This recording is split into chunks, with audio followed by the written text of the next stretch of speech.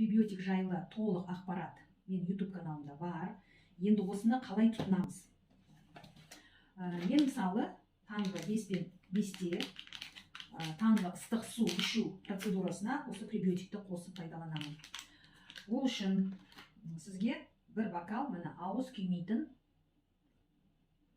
ыссы су керек. Ол 38-40 градус. Мынау 250 миллиграмм су. Мына жерде саше ішінде өзінің жыртылатын жері бар. Бұл мына ақ порошок тәріздес. Мына ақ порошок тәріздес. Екіншісі өзінің жыртатын жері бар. Мына екіншісі.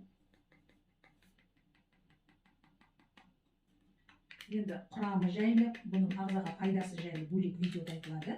Мен тек дайындау жолын көрсетіп жатырмын. Енді жақсылап араластырамыз. Суда ериді. Мына көрдіңіздер ма? Аппақ.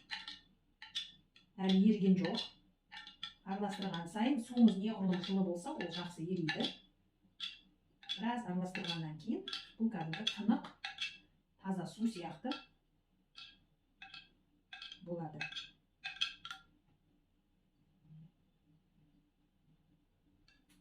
Төмен жағынан бастап еріп, су тынығып келе жатыр.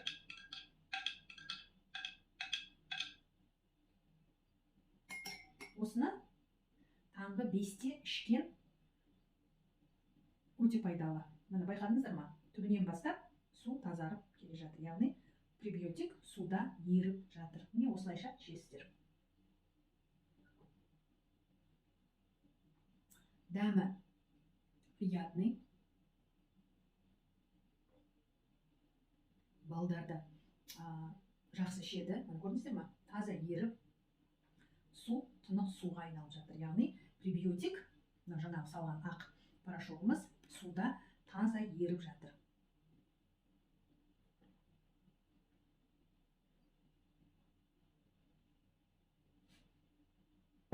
Пребиотик туралы толық видео YouTube каналында, осы видеоның астында ссылкасы болады.